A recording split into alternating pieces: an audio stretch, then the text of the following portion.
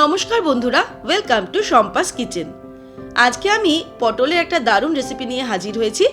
এই রেসিপিটা কিন্তু এতটাই সহজ আর এত তাড়াতাড়ি তৈরি করা যাবে, আর যা দিয়ে রুটি, লুচি, ভাত, পরোটা সবই খাওয়া যাবে। তাহলে দেখে নিন পটলের এই নতুন অভিনব রেসিপি। আশা করি আপনাদের সবার খুব ভালো লাগবে। সবার প্রথমে আমি নিয়ে নিয়েছি 500 গ্রাম পটল। পটলগুলোকে এইভাবে খোসা ছাড়িয়ে নিয়ে লম্বা লম্বি 4 টুকরো করে কেটে নিয়েছি। পটলগুলোকে ধুয়ে জলটাকেও ঝরিয়ে নিয়েছি। এবারে পটলের মধ্যে আমি দিয়ে দেব নুন হাফ টিস্পুন, হলুদ গুঁড়ো দিয়ে দেব হাফ টিস্পুন, আর দিয়ে দিচ্ছি লঙ্কার গুঁড়ো হাফ টিস্পুন। তবে ঝালটা নিজেদের স্বাদ অনুসারে অ্যাড করতে হবে। এবারে ঝাঁকিয়ে ঝাঁকিয়ে নুন, হলুদ আর লঙ্কার গুঁড়ো পটলের গায়ে মাখিয়ে নেব। তারপর এইভাবে এটাকে 10 মিনিট রেখে দেবো, যাতে নুন আর হলুদ আর লঙ্কার গুঁড়োটা ভালোভাবে পটলের সঙ্গে মিশে যায়। তারপর ফিরে আসছি। এবারে কড়াই গরম করে নিয়ে নেব সর্ষের তেল। 2 টেবিল স্পুন সর্ষের তেল নিয়ে নিলাম। তেলটা ভালো মতো গরম হয়ে গেলে ফ্লেমটাকে মিডিয়াম টু লোতে করে এর মধ্যে পটলগুলো ভেজে নেব। সম্পূর্ণ পটলটা একবারে ভাজা যাবে না, আমি অর্ধেকটা করে দুবারে পটলগুলোকে ভেজে নেব। পটলগুলোকে উল্টে পাল্টে হালকা করে ভেজে নিতে হবে। এই যে পটলগুলো আমি ভালো করে ভেজে নিলাম। এবারে এগুলোকে তেল থেকে ছেঁকে তুলে নেব, আর একইভাবে বাকি পটলগুলো ভেজে নিয়ে ফিরে আসছি। সব পটলগুলো ভেজে নেওয়ার পর কড়াইতে আমি আরও 1 টেবিল স্পুন মতো তেল দিয়ে দিলাম, সর্ষের তেল। এবারে তেলটা গরম হয়ে গেলে তার মধ্যে ফোড়ন দিয়ে দেব 1/4 টিস্পুন গোটা জিরে, আর দিয়ে দিচ্ছি পেঁয়াজ বাটা। একটা মাঝারি সাইজের পেঁয়াজ বেটে নিয়েছি, সেটা দিয়ে দিলাম। এবারে পেঁয়াজটাকে নাড়তে নাড়তে ফ্রাই করব 3 থেকে 4 মিনিট। পেঁয়াজটা ফ্রাই করার পর এর মধ্যে অ্যাড করে দেব আদা, রসুন আর কাঁচা লঙ্কা বাটা 2 টেবিল স্পুন।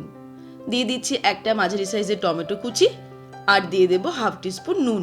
তবে নুনটা নিজেদের স্বাদ অনুসারে অ্যাড করতে হবে। এবারে সবকিছুকে নাড়তে নাড়তে আরও 3 মিনিট মতন ফ্রাই করে নেব। সবকিছুকে 3 মিনিট ফ্রাই করে নিলাম। এবারে এর মধ্যে গুঁড়ো মশলা অ্যাড করব।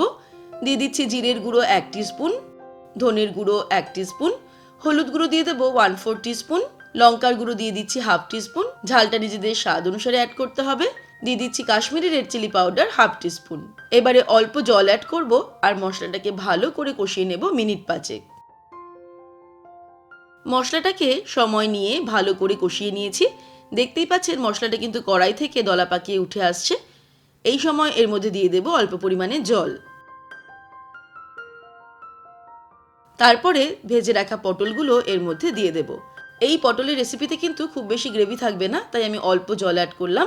আপনারা নিজেদের ইচ্ছে মতন জলটা অ্যাড করবেন। পটলগুলো দিয়ে দেওয়ার পরে আরও কিছুটা জল দিচ্ছি। আর পটল যেহেতু অর্ধেকটা ভাজা হয়েই আছে, সিদ্ধ হতে কিন্তু খুব বেশি সময় লাগবে না। সব কিছুকে ভালো করে মিক্স করে নেব। তারপরে লো ফ্লেমে ঢাকা দিয়ে 5 মিনিট এটাকে রান্না করব। 5 মিনিট পর ফিরে আসছি। 5 মিনিট হয়ে গেছে।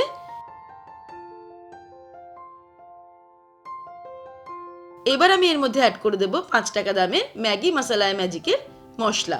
এই ম্যাগি মশলা-এ-ম্যাজিক আমাদের প্রতিদিনের সাধারণ রান্নার স্বাদকেও কিন্তু অসাধারণ করে তোলে। এতে আছে 10 রকমের মশলার মিলিত গুণ।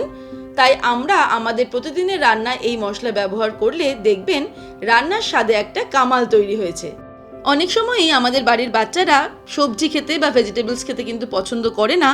সেই সময় আমরা যদি এই ম্যাগি মশলা-এ-ম্যাজিক ব্যবহার করি সবজিতে বা তরকারিতে, তাহলে কিন্তু এটা দারুণ একটা চটপটা স্বাদ এনে দেয়। দেখবেন বাচ্চারা সেই স্বাদটা খুবই ভালোবাসছে আর ঝটপট ভেজিটেবলসগুলো খেয়ে নিচ্ছে।